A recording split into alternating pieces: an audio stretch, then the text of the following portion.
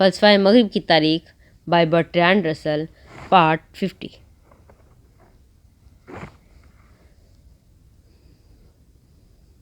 اپنے پیش رو مسلم فلاسفہ کی بنسبت ابن سینا کا فلسفہ ارسطو کے زیادہ قریب اور کم نو فلاطونی ہے۔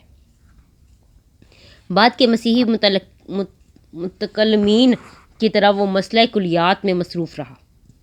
افلاطون نے کہا تھا کہ کلیات اشیاء سے مقدم ہیں۔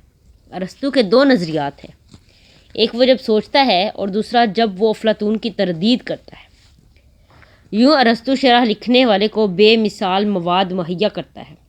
ابن سینا نے ایک کلیہ ایجاد کیا جسے بعد میں ابن رشد اور رابرٹ میگناس نے دہرایا۔ عقل صورت کو تجرید کر کے تصورات کو عمومی شکل عطا کرتی ہے۔ اس سے یہ فرض کیا جا سکتا ہے کہ وہ کلیات کو عقل سے جدا نہیں سمجھتا تھا، تاہم یہ ایک بے حد سادہ نظریہ ہے۔ وہ کہتا ہے کہ انواع یعنی کلیات بیک وقت اشیاء سے قبل، اشیاء کے باطن میں اور اشیاء کے بعد ہوتے ہیں۔ اس کے بعد وہ یوں وضاحت کرتا ہے، کلیات اشیاء سے قبل علم الہی میں ہوتے ہیں۔ مثال کے طور پر خدا بلیاں تخلیق کرنے کا فیصلہ کرتا ہے، اس لیے ضروری ہے کہ اس کے ہاں بلی کا تصور ہو جو اس سے انفرادی بلیوں سے مقدم ہوتا ہے۔ انواع فطری معروض کی اشیاء میں ہوتے ہیں۔ جب بلیاں تخلیق ہو چکیں تو بلی پن ہر بلی میں موجود ہوتا ہے۔ انواع فطری معروض کی اشیاء میں ہوتے ہیں۔ جب بلیاں تخلیق ہو چکیں تو بلی پن ہر بلی میں موجود ہوتا ہے۔ انواع اشیاء میں ہماری عقل میں ہوتے ہیں۔ انواع اشیاء کے بعد ہماری عقل میں ہوتے ہیں۔ جب ہم بلیاں دیکھتے ہیں تو ہم ان سب میں مماثلت پر غور کرتے ہیں تو بلی کے ایک عمومی تصور پر پہنچتے ہیں۔ یہ نظریہ بدیہی طور پر مختلف نظریات میں مصالحت کی نیت سے پیش کیا گیا۔ ابن رشد 1126 سے 98 ابن سینا کی اسلامی دنیا کے دوسرے کنارے پر رہتا تھا۔ وہ قرطبہ میں پیدا ہوا جہاں اس کا باپ اور دادا قاضی القضاء کے عہدے پر فائز رہے۔ وہ خود بھی پہلے سوائل میں اور بعد میں قرطبہ میں قاضی کے عہدے پر فائز رہا۔ اس نے پہلے علم دینیات اور قانون کا مطالعہ کیا، اس کے بعد طب، ریاضی اور فلسفہ کے علوم سیکھے۔ خلیفہ ابو یعقوب یوسف کو ابن رشد کے متعلق بتایا گیا کہ وہ ایسا شخص ہے جو ارسطو کی کتابوں کی تشریح کرنے کا اہل ہے، تاہم یوں لگتا ہے کہ وہ یونانی زبان نہ جانتا تھا۔ حکمران نے اسے اپنے ہاں عزت سے بلایا۔ 1184 میں اسے اپنا معالج مقرر کیا، لیکن بدقسمتی سے 2 سال بعد مریض چل بسا۔ اس کے جانشین یعقوب المنصور نے اپنے والد کی طرح 11 سال تک اس کی سرپرستی کی۔ جب راسخ العقیدہ لوگوں نے اس فلسفے کی مخالفت کی تو وہ ڈر گیا اور اسے اس عہدے سے معزول کر دیا اور اسے پہلے قرطبہ کے قریب کسی چھوٹی جگہ اور پھر مراکش کی طرف جلا وطن کر دیا گیا۔ اس پر یہ الزام تھا کہ وہ سچے دین کی قیمت پر قدیم یونانی فلسفے کو فروغ دے رہا ہے۔ المنصور نے یہ حکم جاری کیا کہ خدا ان لوگوں کو جہنم کی آگ میں ڈالتا ہے جو یہ سمجھتے ہیں کہ سچائی کی تلاش عقل محض سے کی جا سکتی ہے۔ وہ تمام کتابیں جو منطق اور مبادئ طبیعت پر مل سکیں، ان سب کو نظر آتش کر دیا گیا۔ اس کے بعد جلد ہی عیسائی فتوحات کے باعث اسپین میں مورزا کا علاقہ بہت مختصر رہ گیا۔ ابن رشد کے ساتھ ہی اسپین سے اسلامی فلسفہ ختم ہو گیا۔ باقی اسلامی دنیا میں شدید راسخ العقیدہ مسلمانوں نے فلسفہ نپھنے نہ دیا۔ ابن رشد چاہتا تھا کہ ارسطو کی وہ تشریح جو اب تک عربوں نے کی ہے اسے بہتر بنا دے، کیونکہ یہ غیر ضروری طور پر نو فلاطونیت سے متاثر تھی۔ اس نے ارسطو کو اس قسم کا احترام دیا جو کسی مذہب کے بانی کو دیا جاتا ہے۔ یہ احترام ابن سینا نے بھی نہیں دیا تھا۔ اس کا خیال ہے کہ خدا کا وجود الہام سے ہٹ کر عقل سے ثابت کیا جا سکتا ہے۔ یہی نقطہ نظر تھامس اکویناس کا تھا۔ نظریہ بقا کے سلسلے میں وہ ارسطو کے بہت قریب معلوم ہوتا ہے، کیونکہ وہ کہتا ہے کہ روح غیر فانی ہے بلکہ عقل ناقوس ہے، تاہم اس سے شخصی بقا قائم نہیں رہتی، کیونکہ عقل ایک ہے اور مختلف انسانوں میں اس کا اظہار ایک ہی طرح ہوتا ہے۔ فطری طور پر مسیحی فلسفیوں نے اس نظریہ کی حمایت کی۔ ابن رشد بعد کے بیشتر مسلم فلسفیوں کی طرح صاحب ایمان تھا، مگر شدید راسخ العقیدہ نہ تھا۔ مکمل طور پر راسخ العقیدہ مذہبی لوگوں کا ایک گروہ تھا جنہیں یہ اعتراض تھا کہ یہ تمام فلسفہ ایمان کے لیے مہلک ہے۔ ان میں سے ایک الغزالی تھا جس نے تحفۃ الفلاسفہ کے نام سے کتاب لکھی۔ اس نے کہا کیونکہ تمام ضروری سچائی قرآن پاک میں موجود ہے، اس لیے الہام سے ہٹ کر فلسفہ کی ضرورت نہیں ہے۔ ابن رشد نے اس کا جواب تحفۃ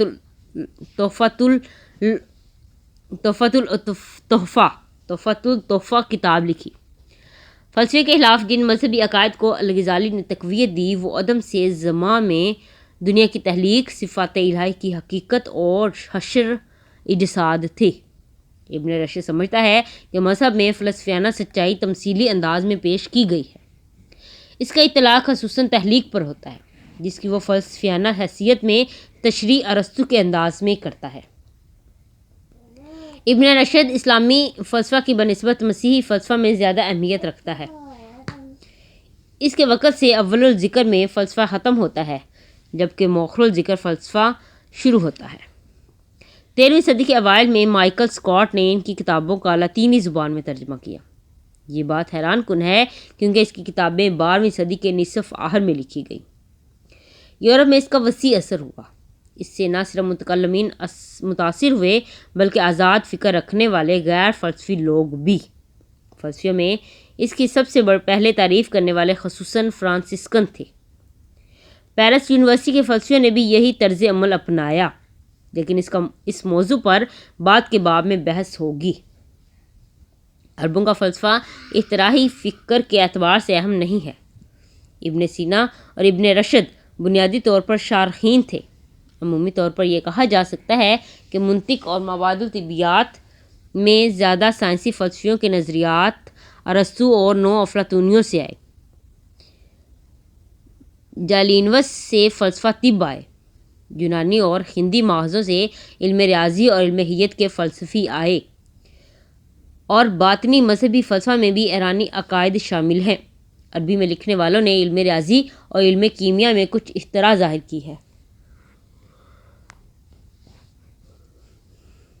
آخر الذکر معاملہ میں کیمیا گر کی تحقیق نے اتفاقاً ایسے نتائج پیدا کر دیے۔ اپنے عروج کے زمانے میں اسلامی تہذیب فنون اور کثیر تکنیکی اعتبار سے قابل تعریف تھی، لیکن نظریاتی معاملات میں آزاد فلسفہ کی اہلیت سامنے نہ آئی۔ اس کی اہمیت جسے کبھی صورت میں ہرگز کم قدر نہ کرنا چاہیے منتقلی کی ہے۔ قدیم اور جدید یورپی تہذیب میں تاریک زمانوں نے مداخلت کی۔ مسلمانوں اور بازنطینیوں نے اختراع کی فکری قوت سے کم ہونے کے باوجود تہذیب کے لوازمات کا تحفظ کیا۔ تعلیم، کتابیں اور فاضلانہ مصروفیت۔ مغربی جب بربریت سے نکلا تو ان دونوں نے اسے تہذیبی تقویت فراہم کی۔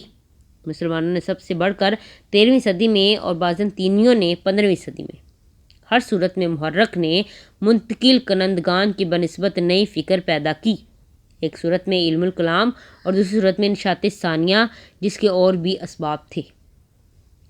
ہسپانوی موروں اور مسیحیوں کے درمیان یہودیوں نے ایک مفید رابطہ پیدا کیا۔ جب عیسائیوں نے ملک دوبارہ فتح کر لیا تو اسپین میں بہت یہودی تھے۔ وہ عربی جانتے تھے اور انہوں نے مجبوراً عیسائیوں کی بھی زبان سیکھی۔ یوں وہ تراجم کرنے کے اہل بن گئے۔ اس انتقال کا ایک اور ذریعہ بھی بنا۔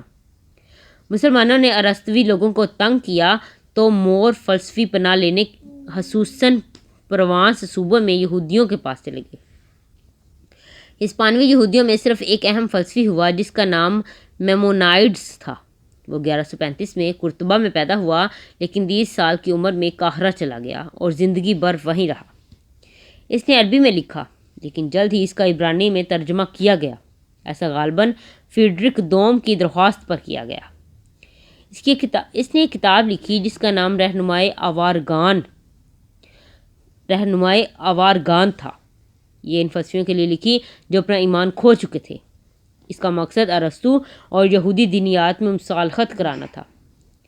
زمین پر سند ارسطو ہے اور آسمان پر الہام۔ لیکن خدا کے علم میں فلسفہ اور الہام یکجا ہو جاتے ہیں۔ سچائی کی تلاش مذہبی فرض ہے تو ریت کی پہلی 5 کتابوں کو ہمیشہ لغوی طور پر نہیں لینا چاہیے۔ جب لغوی معنی عقل کے خلاف ہوں تو ہمیں اس کی تمثیلی تشریح کرنی چاہیے۔ ارسطو کے خلاف وہ کہتا ہے کہ خدا نے عدم سے صرف حیت پیدا نہیں کی بلکہ مادہ بھی۔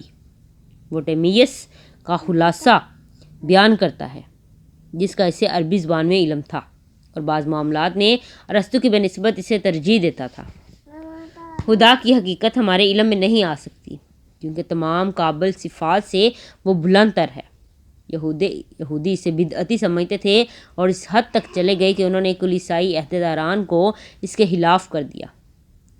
بعض کا خیال ہے کہ سپاہی نوزہ اس سے متاثر ہوا تھا، لیکن یہ بہت مشتبہ ہے۔ باب نمبر 11، 12ویں صدی، the 12th century۔ ہمارے نزدیک 12ویں صدی کے 4 پہلو خاص طور پر دلچسپ ہیں۔ نمبر 1، سلطنت اور پاپائیت میں کشمکش کا تسلسل۔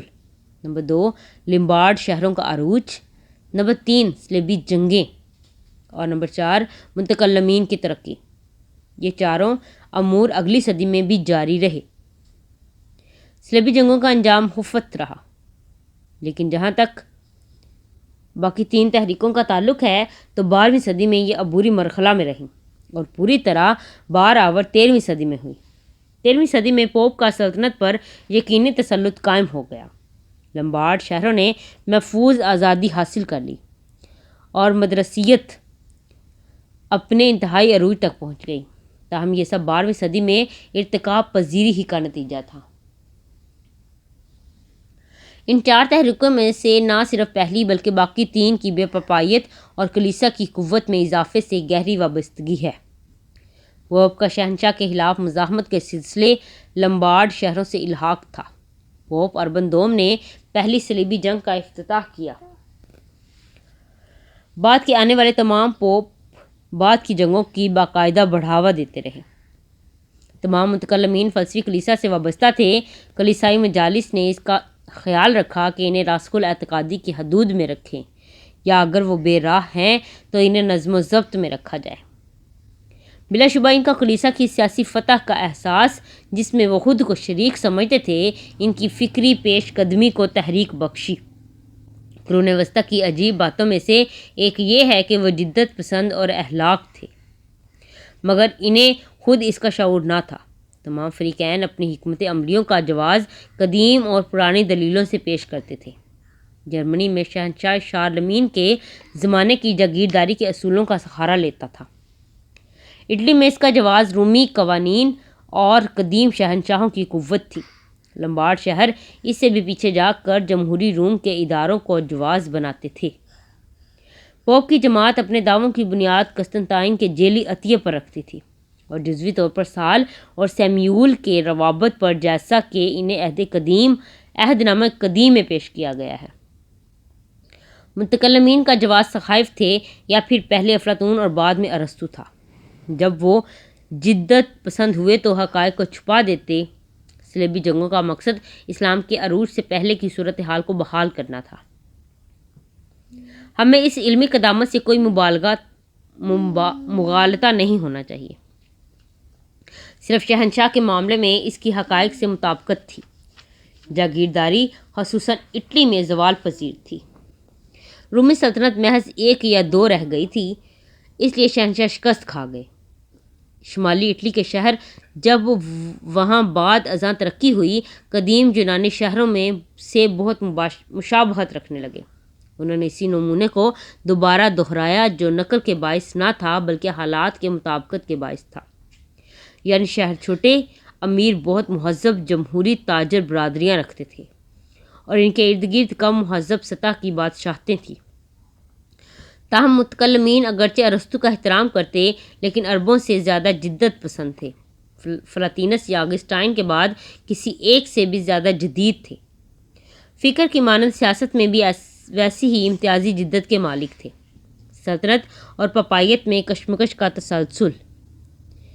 گریگری ہفتوں کے زمانے میں 13ویں صدی کے وسط تک یورپ کی تاریخ کا محور کلیسا اور شہنشاہوں کے درمیان اقتدار کے لیے جدوجہد رہا۔ ابتدائی طور پر تو صرف شہنشاہ اس میں شریک تھا، لیکن بعض مواقع پر فرانس اور انگلستان کے بادشاہ بھی اس میں شریک ہوتے۔ گریگری کا اقتدار بظاہر شکست کی صورت انجام پذیر ہوا، لیکن اس کی حکمت عملی جاری رہی۔ البتہ اربن دوم 1088 سے 99 نے اس میں قدر احتمال پیدا کیا۔ اس نے خلعتیں عطا کرنے کے فرمان کو دہرایا اور یہ چاہا کہ بشپ کا تقرر آزادانہ طور پر کلیسا ہی کے اقتدار کرے، اور اس کے بعد عوام بلا شبہ عوام کا حصہ محض برائے نام تھا۔ عملی طور پر وہ عام تقریروں، اگر وہ صحیح ہوتی، پر جھگڑا مول نہ لیتے۔ ابتدا میں تو صرف نارمن علاقے میں اربن محفوظ تھا، لیکن 1093 میں ہنری چہارم کے بیٹے کانراڈز نے اپنے باپ کے خلاف بغاوت کر دی اور پوپ سے اتحاد کر کے شمالی اٹلی فتح کر لیا۔ وہاں لمبارڈ لیگ شہروں کا وہ الحاق جس کا سرکردہ میلان تھا نے پوپ کی حمایت کی۔ 1094 میں اربن نے شمالی اٹلی اور فرانس میں اپنی کامیابی کا جلوس نکالا۔ اس نے فرانس کے بادشاہ فلپ پر بھی فتح پائی۔ فلپ طلاق چاہتا تھا، اس لیے پوپ نے اسے برادری سے نکال دیا تھا، لیکن اس نے خود ہی ہار مان لی۔ 1095 میں کلرمانٹ کی مجلس میں اربن نے پہلی صلیبی جنگ کا اعلان کر دیا۔ اس سے مذہبی جوش و خروش کی لہر دوڑ گئی، جس سے پوپ کا اختیار بڑھ گیا۔ اس کے ساتھ ہی یہودیوں کے منظم قتل کا خوفناک مسئلہ بھی اٹھا۔ اربن نے زندگی کا آخری سال روم میں بحفاظت گزارا، جہاں پوپ اکثر محفوظ نہ ہوتے تھے۔ اس کے بعد پاسکل دوم پوپ بنا۔ اربن کی طرح وہ بھی کالونی کا باشندہ تھا۔ اس نے خلعتیں عطا کرنے کے جھگڑے کو جاری رکھا۔ اس نے فرانس اور انگلستان میں کامیابی پائی، لیکن 1106 میں ہنری چہارم کی موت کے بعد اگلے شہنشاہ ہنری پنجم نے پوپ پر سبقت حاصل کر لی۔ وہ دنیا دار انسان نہیں تھا اور اپنی سیاسی دلچسپی کی بنسبت اپنی نیک زندگی کو غالب رکھتا۔ پوپ نے تجویز کیا کہ شہنشاہ خلعتیں عطا کرنے کے اختیار سے دستبردار ہو جائے، لیکن اس کے جواب میں بشپ اور ایبٹ اپنی عارضی املاک سے دستبردار ہو جائیں گے۔ شہنشاہ نے اس اتفاق کا اظہار کیا، لیکن جب تجویز شدہ سمجھوتہ عام لوگوں میں آیا تو کلیسا کے لوگوں نے پوپ کے خلاف غضبناک بغاوت کر دی۔ شہنشاہ اس وقت روم میں تھا۔ اس نے موقع سے فائدہ اٹھاتے ہوئے پوپ کو پکڑ لیا۔ پوپ کی دھمکیوں میں ڈر گیا اور خلعتیں عطا کرنے کے مسئلہ پر ہار مان لی اور ہنری پنجم کی تاج پوشی کی۔ تاہم 11 سال بعد پوپ کیلٹس دوم نے 1122 ورمز کے سمجھوتے کے مطابق ہنری پنجم کو مجبور کر دیا کہ وہ خلعتیں عطا کرنے کے اختیار سے دستبردار ہو جائے اور برگنڈی اور اٹلی میں کلیسائی عہدوں پر انتخاب کا اختیار بھی چھوڑ دے۔ اب تک اس تمام کشمکش کا نتیجہ یہ نکلا کہ پوپ جو ہنری سوم کے تابع ہو گیا تھا، اب شہنشاہ کی مساوی سطح پر آ گیا۔ اس کے ساتھ ہی کلیسا میں وہ زیادہ دروبست کے ساتھ فرما روا بن گیا۔ اس نے کلیسا پر قانونی مشوروں کے ذریعے حکومت کی۔ پوپ کی اس کلی اختیار نے بشپ صاحبان کی اہمیت کو نسبتاً کم کر دیا۔ اب پوپ کا انتخاب عام اختیار سے آزاد ہو گیا۔ اب کلیسائی لوگ اصلاح کی تحریک سے پہلے کی بنسبت زیادہ نیک ہو گئے۔ لمبارڈ شہروں کا عروج۔ اگلا مرحلہ شہنشاہ فریڈرک بارباروسا 1152 سے 90 سے تعلق رکھتا ہے۔ وہ ایک قابل اور طاقتور شخص تھا اور وہ کسی بھی مہم جس میں کامیابی ممکن ہوتی تھی وہ کامیاب ہو جاتا۔ وہ پڑھا لکھا تھا اور لاطینی شوق سے پڑھ لیتا تھا، اگرچہ اسے بولنے میں مشکل محسوس ہوتی تھی۔ وہ قدیم علم سے خوب آشنا تھا اور رومی قانون کا دل دادا تھا۔ وہ خود کو رومی شہنشاہوں کا وارث سمجھتا اور ان کا ایسا اقتدار حاصل کرنے کی امید رکھتا تھا، لیکن جرمن ہونے کے باعث اٹلی میں غیر مقبول تھا۔ لمبارڈ شہر اگرچہ اس کی رسمی حاکمیت تسلیم کرنے پر آمادہ تھے، لیکن اس وقت معترض تھے جب وہ ان کے معاملات میں مداخلت کرتا۔ سوائے ان شہروں کے جو میلان سے خوف زدہ ہوتے، ان شہروں کے خلاف بعض شہر شہنشاہ سے تحفظ کے طالب ہوتے۔ میلان میں پیٹر برائن تحریک جاری تھی جو کم و بیش جمہوری رویے سے وابستہ تھی۔ اگرچہ تمام شہر تو نہیں مگر شمالی اٹلی کے درمیان زیادہ شہر میلان سے ہمدردی رکھتے تھے اور یوں شہنشاہ کے خلاف محاذ قائم کر لیتے۔ باربروسا کی تاج پوشی کے 2 سال بعد ہیڈریئن چہارم پوپ بنا۔ وہ انگلستان کا باشندہ تھا اور ناروے میں مبلغ تھا۔ ابتدا میں تو شہنشاہ کے ساتھ اس کے تعلقات اچھے رہے۔ ایک مشترکہ دشمنی نے انہیں آپس میں ملا دیا تھا۔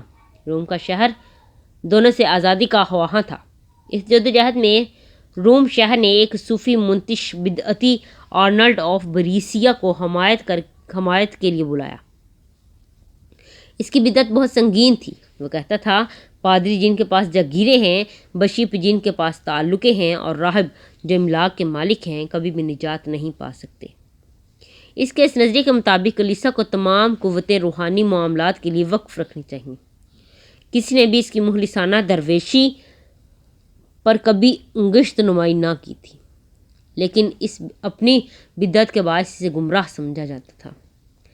سینٹ برنارڈ جو اس کا شدید مخالف تھا نے کہا نہ وہ کھاتا ہے نہ پیتا ہے مگر صرف شیطان کی طرح بھوکا اور پیاسا رہتا ہے، روحوں کے خون کا تشنا ہوتا ہے۔ پپائیت میں ہیڈریئن کے پیش رو نے باربروسا سے ایک خط میں شکایت کی تھی کہ آرنلڈ اس مقبول فرقے کی حمایت کرتا ہے۔ یہ طبقہ 100 سینیٹر اور 2 اعلیٰ مجسٹریٹ اور اپنے لیے اس کے ساتھ ہی اپنی پسند کا ایک شہنشاہ بھی مقرر کرنا چاہتا ہے۔ فیڈرک اس وقت اٹلی جا رہا تھا۔ وہ قدرتی طور پر ناخوش تھا۔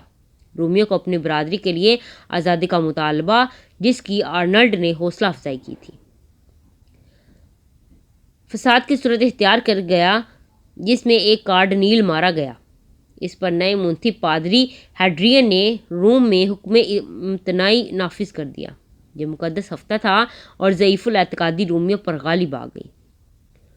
انہوں نے اطاعت قبول کر لی اور آرنلڈ کو جلا وطن کرنے کا دعویٰ کر دیا۔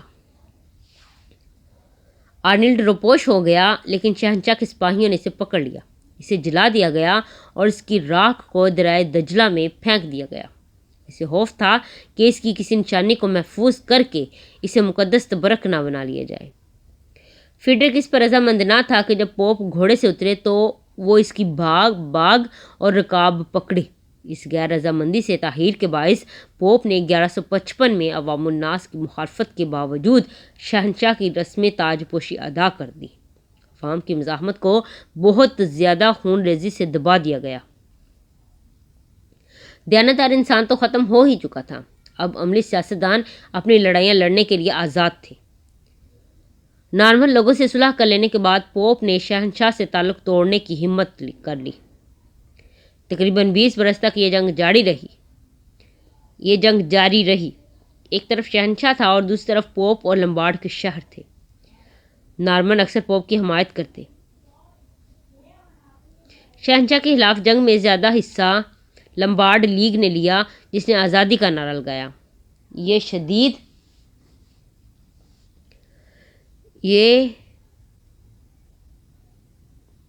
شدید عوامی جذبے سے متاثر ہوئی تھی۔ شہنشاہ نے مختلف شہروں کا محاصرہ کر لیا۔ 1162 میں میلان پر بھی اس نے قبضہ کر لیا اور اسے حق میں ملا دیا اور اسی کے شہریوں کو مجبور کر کے کہیں اور جا کر رہیں۔ لیکن 5 سال بعد لیگ نے شہر دوبارہ تعمیر کیا اور پہلے رہائشی واپس لوٹ آئے۔ اسی سال میں اسے پوپ کا مخالف مل گیا۔